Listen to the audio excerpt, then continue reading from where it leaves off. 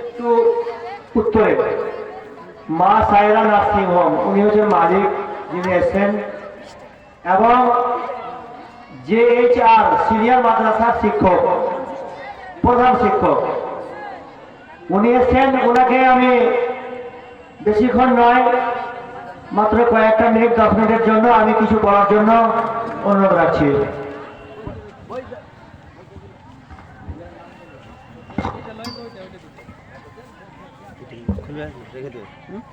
রেখে দাও, আমারটা রেখে দাও।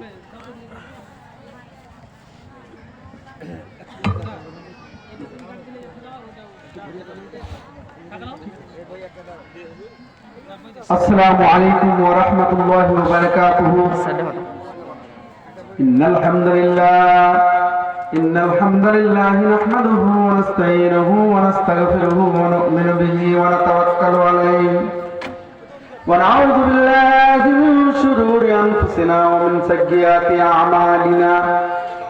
মান ইয়াহদিহিল্লাহু ফালা মুদিল্লা লাহু ওয়া মান ইউদ্লিল ফালা হাদিয়া লাহু।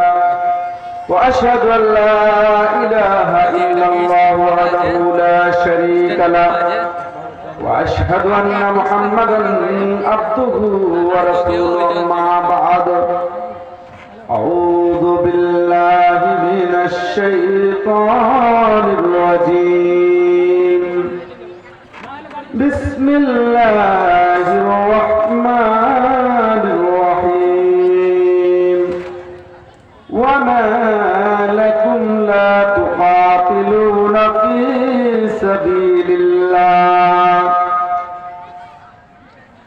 কোন একদিন এদেশের আকাশে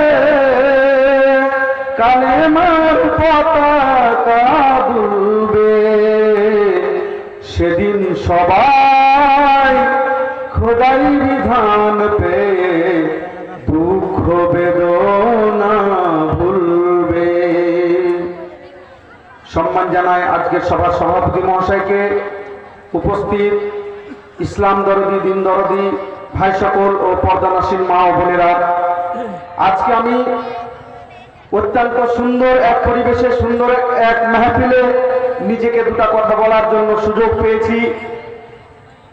আল্লাহ তাআলা আমাকে এই সুযোগ দিয়েছেন, যার কারণে যে কথাগুলো বলবো ইনশাআল্লাহ হয়তো এর আগে কোনোদিন শুনেননি, খুব অত্যন্ত গুরুত্বপূর্ণ কথা। তাই আমি একটি আয়াত পড়েছি আপনাদের সম্মুখে, এবং বর্তমানে যে পরিস্থিতি, আজ সারা বিশ্বের দিকে তাকিয়ে দেখেন, ইউরোপ, আমেরিকা, ইসরায়েল থেকে নিয়ে শুরু করে প্রত্যেকে ইসলামকে ধ্বংস করে দিবে, ইসলামের পিছনে লেগে আছে। আপনি লেবানন চলে যান, গাজা চলে যান, ইরাক চলে যান, ইরান চলে যান, যেখানে যাবেন ইসলামের দুশমনরা ইসলামকে ধ্বংস করে দেওয়ার জন্য 12,000 পারমাণবিক বোমা তৈরি করেছে, কিন্তু ভয় পাওয়ার কিছু নাই। শওকত আলীর স্ত্রী আলিয়ারা, একটি কথা, শওকত আলীর স্ত্রী আলিয়ারা আমার মা, তিনি প্রচন্ড কষ্ট করে এই কথাটা বুনে আজকে আপনাদের জালসায় দান করেছেন। আল্লাহ যেন তার দানকে কবুল করেন। আল্লাহুম্মা সাল্লি আলাইহি আল্লাহুম্মা বারিক আলাইহিমা। আজকে সারা বিশ্বের সমস্ত কাফির, ইহুদি, খ্রিস্টান, জৈন, বৌদ্ধ, হিন্দু সকলে ইসলামের পিছনে লেগে আছে। তারা মুসলমানকে মিটিয়ে দেওয়ার ব্যাপারে এক হয়ে লেগে আছে, কিন্তু আল্লাহ পাক যে জিনিসের দায়িত্ব নিয়েছেন এবং যে আপনাদের কাছে যে অস্ত্র দিয়েছেন, সেই অস্ত্র যতদিন আপনারা নিজের কাছে রাখবেন, পৃথিবীর কোনো মানুষ, পৃথিবীর কোনো ইসলামের শত্রু ইসলামকে শেষ করে দিতে পারবে না। আপনাকে এক্ষুনি বললাম 12,000 পারমাণবিক বোমা তৈরি করেছে আপনাকে ধ্বংস করে দেওয়ার জন্য, কিন্তু আপনাকে আল্লাহ দুটি অস্ত্র দিয়েছেন, একটি কোরআন এবং একটি হাদিস। সেই 12,000 পরমাণু বোমা আর যত রকমের মিসাইল আছে, যত রকমের তাদের যন্ত্র আছে, সমস্ত যন্ত্র ফেল হয়ে যাচ্ছে কোরআন এবং হাদিসের কাছে। ইসলামের শত্রুরা যুগ যুগ ধরে, কাল কাল ধরে, নবীর জামানা থেকে নিয়ে আজ পর্যন্ত তারা চেষ্টা করেছে ইসলামকে মিটিয়ে দেওয়ার জন্য, কিন্তু পারেনি। শুধু একদিক দিয়ে নয়, ইসলামকে মিটিয়ে দেওয়ার জন্য তারা ইসলামের বিরুদ্ধে গুজব রটিয়েছে। তারা বলে যে ইসলামে নাকি নারীদের অধিকার দেওয়া হয় না। ইসলামে যতটা নারীদের অধিকার দেওয়া হয়েছে পৃথিবীর কোন ধর্মে সেই অধিকার দেওয়া হয়নি।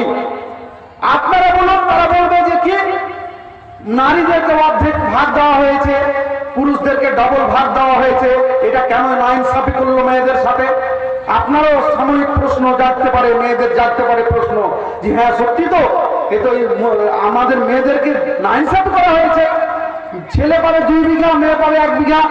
জি না, ছেলে যেমন 2 বিঘা পাচ্ছে, আপনি মেয়ে হয়ে আপনিও 2 বিঘা পেয়ে গেলেন। কেমন করে আমি বলে দিচ্ছি, আপনাকে নারীকে মর্যাদা দিতে গিয়ে ইসলাম যে সমস্ত কাজ করেছে তার মধ্যে একটি হচ্ছে আল্লাহ তাআলা যখন আপনি কারোর ঘরের বৌমা হয়ে গেলেন, সেটার বৌমা হিসাবে ধরা হয় না, তাকে নিজের মেয়ের মতোই ভালোবাসা দিতে হয়।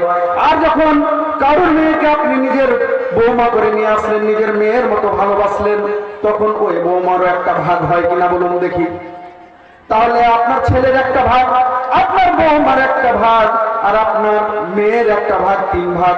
এখন দেখুন দেখি, আপনার ছেলের ভাগ আর আপনার বৌমার ভাগটাকে এক জায়গায় মিলিত করে আপনার ছেলেকে দেওয়া হলো।